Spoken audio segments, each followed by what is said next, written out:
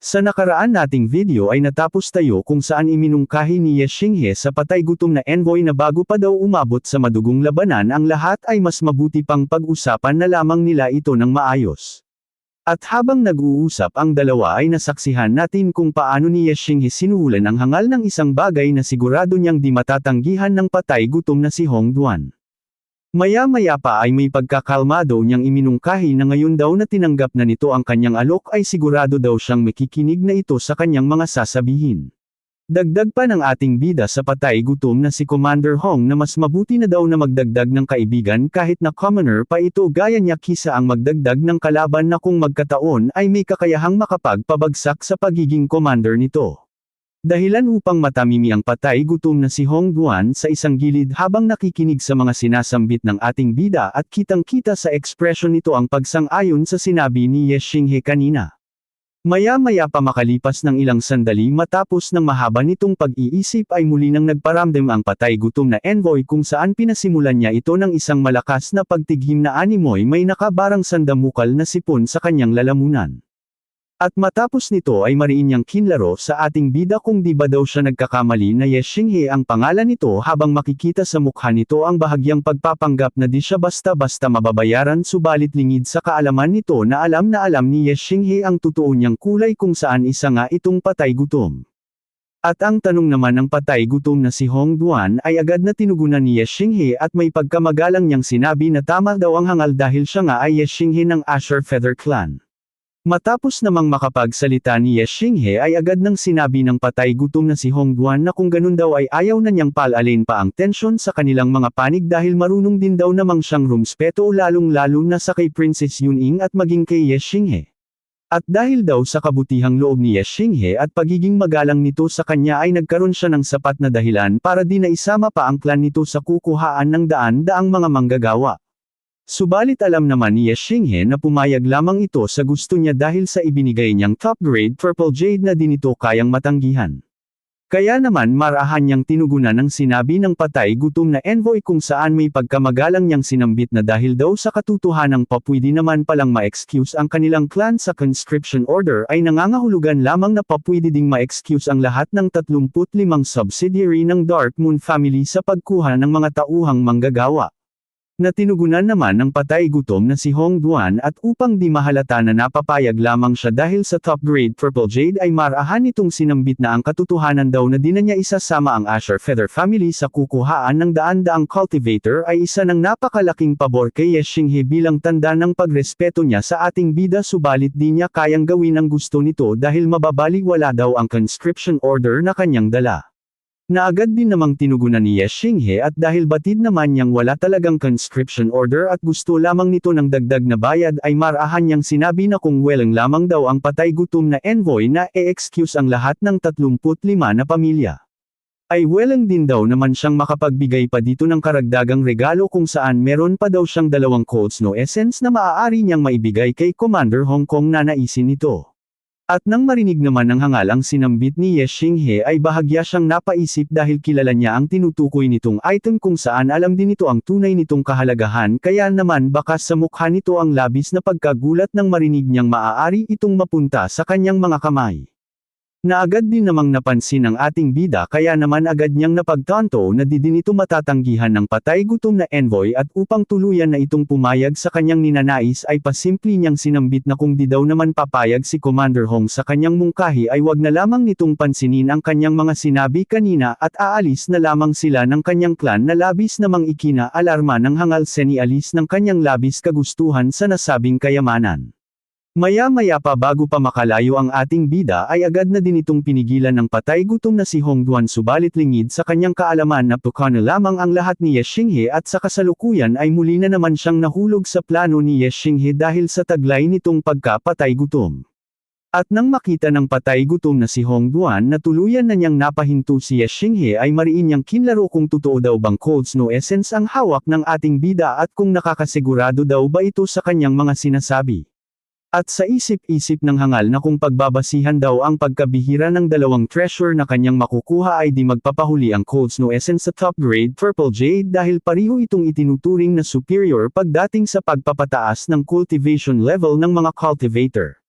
At nang makita naman ni Xinghe ang seryusong mukha ng patay gutom na si Hong Duan ay agad niyang napagtanto na iniisip nito ng hangal ang nasabi niyang Cold Snow Essence kaya naman marahan niyang sinabi na tama ang iniisip ng hangal dahil ang tinutukoy niyang treasure ay ang mismong Cold Snow Essence na kilala ng patay gutom na si Hong Duan. Matapos niyang makapanalita ay marahan niyang tinitigan ang mukha ng patay gutom na si Hong Duan habang may ngiti siya ni Alice na batid na niyang nahuli na niya ang hangal. Na makikita namang mariin lamang na nag-iisip sa kung ano ang kanyang gagawin dahil kung tatanggihan niya ang alok ni Ye Xinghe ay para na din siyang tumanggi sa unang alok dahil wala naman itong pinagkaiba subalit iniisip din niyang masyado nang mabubunyag sa lahat na wala talagang kautusan ang Divine Imperial Guard at sarili niya lamang itong kagustuhan para makuha ang 1,000 silver taels sa hangal na si Liang Ziang. Subalit makalipas ang ilang sandali ay nanagperen ang kagustuhan niyang makuha ang 2 Cold Snow Essence dahil bibihira ang mga ganitong opportunity sa kanyang buhay kaya naman marahan niyang sinabi kay Ye Xinghe na di daw naman imposibleng mangyari ang hinihiling nito at para sa ikapapanatag daw ng loob ng ating bida ay di na din siya kukuha ng daang cultivator sa lahat ng natitirang mga pamilya. At mariin din niyang ipinaliwanag at ibinunyag sa lahat ang katotohanan kung saan meron nga silang dalang conscription order subalit ang nakalahad sa kasulatan ay kumuha lamang ng ilang mga manggagawa sa lahat ng pamilya sa buong Tianzong City. Subalit bigla na lamang daw silang inopera ng Dark Moon family ng mas madaming cultivator kung saan ang ganitong offer ay di nila matatanggihan dahil pabor ito sa kanila para mapabilis ang paggawa ng nasabing proyekto kaya naman di daw siya masisisi ni Ye Xinghe kung bakit niya nagawa ang mga ganitong bagay kaya sana daw ay maintindihan sila ng lahat ng pamilya maging ng Asher Feather family. At upang makabawi sa kabutihang loob ni Ye Xinghe sa kanya ay ipapawalang bisa na lamang niya ang kasunduan nila ng Dark Moon family dahil wala din naman ditong kinalaman ang buong Divine Imperial Guard kaya naman makasisiguro daw si Ye Xinghe na wala nang kukuhain sa lahat ng pamilya na nasasakupan ng hangal na si Liang Ziang. At habang malinaw namang naririnig ni Ye Xinghe ang lahat ng pinagsasabi ng patay gutom na envoy ay mariin niyang sinabi sa kanyang isipan na di talaga siya nagkamali sa kanyang hinala kung saan ginagawa lamang ito ng hangal dahil sa pera at buti na lamang ay meron siyang hawak na treasure na maaari niyang ipangtapat sa halaga ng Dark Moon family. Dagdag pa ng ating bida na ngayon daw na ibinulgar ng lahat ng patay gutom na envoy ang lahat ng dahilan sa mga nangyayaring ito ay nakasisigurado siyang ang Dark Moon family ang uulanan ng sama ng loob mula sa lahat ng nasasakupan nito. Habang napansin naman ng hangal ang mariing titig sa kanya ni Ye Xinghe dahilan upang magsitayuan ang lahat ng kanyang mga balahibo dahil sa mga tingin ni Ye Xinghe na parabang sinasabi nitong alam na niya ang lahat-lahat. At habang nakatingin sa ating bida na kasalukuyan paring nakikipagnegosasyon kay Hong Duan ay nasabi niya sa kanyang isipan na base sa mga kilos ni Ye Xinghe ay nakasisigurado daw siyang di na niya kayang hawakan pa ang liig nito dahil mukhang pumabor na dito ang lahat. Habang sa isip-isip naman niya na talaga daw na napakapatay gutom ni Hong Duan dahil mabilis lamang itong tumitiwalag na masahol pa sa isang balimbing na tao na walang utang na loob at dagdag pa nito na dahil daw sa kabalimbangan ng patay gutom na si Hong Duan ay naging mahirap na para sa kanya na malamangan ang panig ng Asher Feather Clan. At matapos nito ay ipinakita ang tatlo kung saan makikitang mariin lamang na naghihimutok sa isang tabi ang hangal na si Liang Ziang ngayong wala na sa kanya ang kalamangan. Maya-maya pa ay muling nagsalita ang patay gutom na si Hong Duan kung saan may pagkamagalang niyang sinambit na ngayon daw na magkaibigan na sila ng ating bida ay makaaasa daw itong di ito magsisisi at kung sakali man daw na manggailangan si Ye Xinghe ng tulong ay hanapin niya lamang ang kanyang Big Brother Hong na laging handang tumulong sa kanya. Dagdag pa nito na ang Big Brother Hong daw ni Ye Xinghe ay may bahagyang authority sa loob ng Divine Imperial Guard at kitang-kita daw naman ng ating bida kanina na maging dito daw sa territory ng North Guardian Lord Mansion ay aayaw ng mga itong makabangga ang kanilang Divine Imperial Guard kaya naman malaki daw ang maitutulong niya kay Ye Xinghe. Na agad namang tinugunan ni Ye Xinghe at marahan niyang sinabi na kung ganun daw ay tatawagan na niyang Big Brother Hong ang patay gutom na envoy dahil di daw naman niya matatanggihan ang alok nito sa kanyang pakikipagkaibigan. Maya-maya pa ay marahan niyang nilinaw sa hangal na sa kasalukuyan daw ay wala siyang dala na Cold Snow Essence subalit sa oras daw na matapos na ang clan gathering ay magpapadala siya sa isang mapagkakatiwalaang cultivator para dahil ang ipinangako niyang 2 peraso ng Cold Snow Essence sa kanyang Big Brother Hong. Na agad namang tinugunan ng patay gutom na si Hongduan at habang malakas na humahagalpak ng tawa ay marahan niyang sinabi na ayos lamang daw sa kanya kung wala itong dalang Codes no Essence dahil may tiwala daw naman siya sa katulad ng kanyang junior brother Xinghe. At matapos ng kanilang pag-uusap ay makikitang agad nang nagsibalik sa kani-kanilang pinanggalingan ang dalawa. At matapos makabalik ni Ye Xinghe sa kanyang mga kasamahan ay agad siyang sinalubong ni Jia Yuning kung saan may pag-aalala niyang tinanong kung ano na daw ang naging resulta ng napag-usapan ng dalawa. At mariin pa niyang dagdag na katanungan kung sinubukan daw ba ng ating bidang suhulan ang patay gutom na envoy dahil bigla na lamang nitong ibinunyag ang mga totoong kaganapan kanina. Na di naman tinugunan ni Ye Xinghe na may pagkakalmado lamang na tumingin kay Jia Yuning senialis na tama ang hinala ni Jia Yuning na sinuhulan nga ni Ye Xinghe ang patay gutom na commander. Kaya naman nang mapagtanto ni Jia Yuning ang kanyang hinala ay mariin niyang tinanong kung saan daw kumuha si Ye Xinghe ang malaking halaga para masuhulan ang patay gutom na commander. Mariin pa niyang dagdag na ang katulad daw ng patay gutom na commander ay isang may napakataas na halaga at mariin pa niyang dagdag na ang katulad daw nito ang dahilan kung bakit tuluyang nagiging mga buwaya ang lahat ng miyembro ng empire kung saan kagaya na daw ang mga ito ng isang parasite na tuluyang nakasisira sa lipunan. At pahabol pa nitong tanong na papaano daw nadibdib ni Ye Xingheng makipagnegosasyon sa mga buwayang kagaya ng commander gayong sa pagkakaalam niya ay galit na galit si Ye Xinghe sa mga katulad nito subalit nagawa pa nitong tanggapin ang alok ng hangal na maging mag-brother sila. Na tinugunan lamang ni Ye Xinghe ng isang malamig na titig senialis na di niya nagustuhan ang mga sinambit ni Jia Yuning. At matapos ng malamig niyang mga titig ay agad niya itong sinundan ng mga salita kung saan may malamig na boses niya sinabihan si Jia Yuning na mukhang nagkakamali daw ito sa pag-aakala sa kung anong meron silang dalawa. Saglit lang mga idol dahil bibigyan ko kayo ng ilang segundo para i-hit ang subscribe button pati na rin ang bell icon, kung saan libre lamang ito, at bukod pa doon ay malaking tulong sa amin ang inyong suporta. Thank you sa lahat ng nag-subscribe at nag-like ng video. At matapos nito ay mariin niyang sinabi kay Jia Yuning na isa daw itong prinsesa at ang status nito ay lubhang naiiba sa kagaya nilang mga hamak na commoner lamang kaya daw naman naintindihan niya kung bakit gano'n na lamang ang mga pinagsasasabi nito kanina kung saan tila ipinahihiwatig nito na dahil sa kanyang ginawa ay lalong kakapal ang mukha ng patay gutom na commander at kung mangyari ito ay madami pa itong gagawing katulad nito para lamang makalikom ng pera subalit kung di daw naman niya sinuhulan ang hangal ay ano na lamang daw ang mangyayari sa lahat ng mga cultivator mula sa mahihirap na pamilya. Mariin pa niyang paliwanag na ang isinagawa ng patay gutom na si Hongduan at ng hangal na si Liang Ziang ay malinaw na nagpapahiwatig ng kagustuhan nilang ma-wipe out ang mga mabababang clan gaya nila kaya ang kanyang ginawa ay di matatawag na suhol bagkus ay mas madali pa itong tawaging ransom para sa kanilang kaligtasan. May pagka-seryoso pa niyang dagdag na kung di nila babayaran ang ransom na malinaw namang gustong makuha ng mga buwayang sinasabi ni Jia Yuning ay siguradong malalagay sa kapahamakan ang lahat ng mga mabababang clan gaya ng kanyang Asher Feather family at ng iba pa. At matapos niyang maipaliwanag kung bakit mas minabuti na lamang niyang makipagnegosasyon sa patay gutom na commander kisa ang peralin ang sarili niyang pride ay agad na siyang tumalikod kay Jia Yuning senialis na talagang di niya nagustuhan ang mga sinambit nito sa kanya. Na agad din namang naunawaan ni Jia Yuning dahilan kung bakit agad din itong inamin ang kanyang pagkakamali sa ating bida sabay ng paghingi nito ng tawag dito upang di na lumalala pa ang kanilang alitang dalawa. Subalit naging matigas si Ye Xinghe sa kanyang mga sinambit kaya naman makikita na di pa din ito humaharap kay Jia Yuning na animoy babaeng nagpapakipot dito upang patunayan lamang na seryoso siya sa kanyang mga binitawang salita kanina.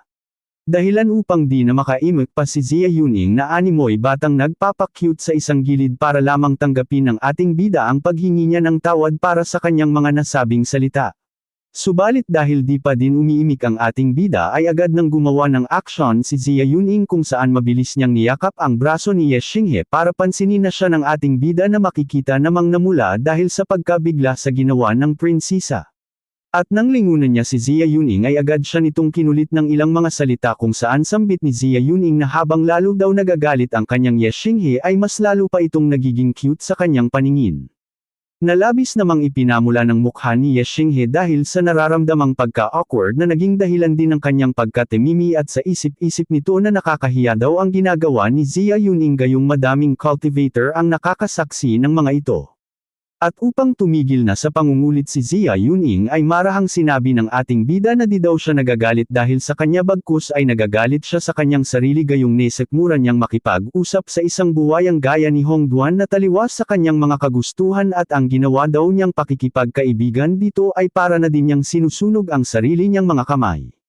Na masaya namang tinugunan ni Jia Yuning at marahan niyang sinabi na ang sinabi daw ni Ye Xinghe ay ang ibig sabihin ng lahat ng kanyang mga nasabi at gusto niya lamang makasigurado kung talaga daw bang nagbago na ang ating bida o kasalukuyan pa din itong galit sa lahat ng mga buwayang nang aabuso sa mga mahihirap na pamilya.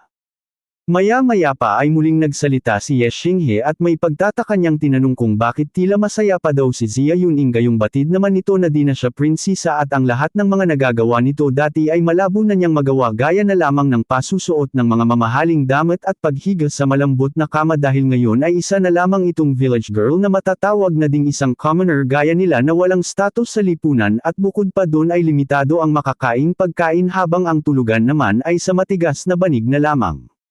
Na agad namang tinugunan ni Jia Yuning at habang lalo pa niyang hinigpitan ang pagkakayakap niya sa braso ni Ye Xinghe ay masaya niyang sinabi na bagamat wala na nga sa kanya ang lahat ng sinabi ni Ye Xinghe at maging ang kanyang ama ay itinatakwil na din siya dahilan upang di na siya papwedeng magbalik sa North Guardian Lord Mansion ay di pa din siya nakakaramdam ng kalungkutan dahil kasama daw naman niya ang lalaking kanyang pinakamamahal.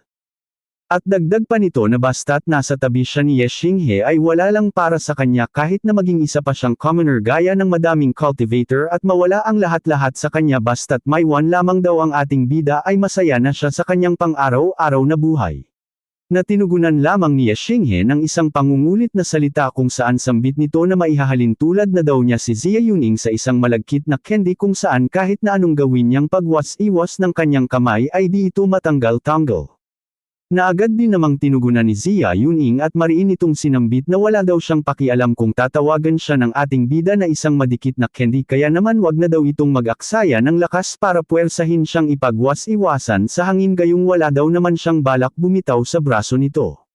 Habang mapapansin naman ang labis na katahimikan ng lahat ng mga commoner na nakakasaksi sa kulitan ng dalawa senialis na kanina pa nila pinapanood ang mga ito.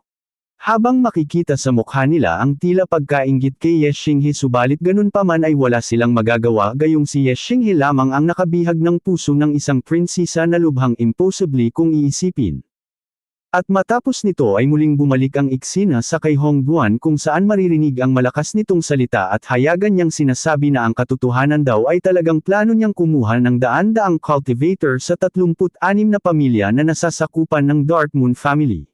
Subalit nang dahil kay Princess Yuning at Ye Xinghe ay minabuti niyang i-excuse ang Asher Feather family sa nasabing conscription order na naglalaman ng mahigpit na kautusan para kumuha ng daan-daang cultivator sa lahat ng pamilya. Subalit patuloy daw siyang kinulit ng ating bida na ipawalang bisa na lamang ang dala niyang conscription order kahit na alam naman ng lahat na kung gagawin niya ang ganang bagay ay siguradong mamamrobal mo siya sa Divine Imperial Guard subalit dahil sa nirerespeto daw naman niya si Ye Xinghe ay maaari niyang pagbigyan ng kagustuhan nito sa huli at ang lahat naman ng mga sinabi nito ay labis na ikinagulat ng lahat dahil di nila lubos maisip kung papaano ni Ye Xinghe nagawang mapaamo ang isang buwaya. Mariin pang dagdag ng patay gutom na envoy na ngayong araw daw sa pamamagitan ng kanyang salita ang lahat ng 36 na pamilya ay i-excuse niya sa conscription order kaya naman wala na daw magaganap pang pagkuha ng daan-daang manggagawa sa bawat isang pamilya na naririto sa clan gathering. At nang marinig naman ng lahat na ligtas na sila sa kamuntikang pagkawasak ay di na nila naitago pa ang kani-kanilang mga emosyon kaya naman makikita ang ilang na labis na lamang ang nararamdamang pagkamangha sa nagawa ni Ye Xinghe kahit nakagaya lamang nila itong commoner habang ang ilang naman ay naiyak pa sa sobrang sayang nararamdaman dahil sa katotohanang ligtas na nga sila sa kamuntikang pagkawasak at makikita din na maging ang dalawang pinaka-malakas sa lahat ng expert na sumali sa Asher Feather Clan ay labis na namangha sa ginawa ni Ye Xinghe. Habang makikita naman ang hangal na si Liang Ziyang na di makapaniwalang basta-basta na lang nasira ang lahat ng kanyang mga plano kahit na gumastos pa siya ng napakaraming salapi para lang dito. At dahil sa panghihinayang sa kamuntikan niya sanang tagumpay ay agad niyang kinlaro sa patay gutom na commander kung totoo daw ba ang kanyang mga narinig na ititigil na nito ang pagkuha ng daan-daang manggagawa na malaking tulong sana sa Divine Imperial Guard para mapabilis ang ginagawa ng mga itong proyekto. Mariin pa niyang dagdag na kung totoo man daw ang mga sinabi nito na wala nang magaganap ng conscription order ay sisiguraduhin niyang di ito makakatanggap sa Dark Moon family ng 2,000 silver taels na kanyang ipinangako kanina dahil babawiin na din daw niya ang kanyang mga sinabi gaya ng pagbawi nito ng kanilang kasunduan. Na agad namang tinugunan ng patay gutom na si Hong Duan kung saan mariin niyang sinabi sa hangal na si Liang Ziyang na sa tunaw daw ng pananalita nito ay mukhang gusto nitong suhulan ang katulad niyang imperial official sa harap ng madaming cultivator. Bukod pa doon ay mariin din itong sinabi na nagkakamali daw ang hangal kung iniisip nitong kaya siya nitong suhulan ng 2,000 silver taels lamang.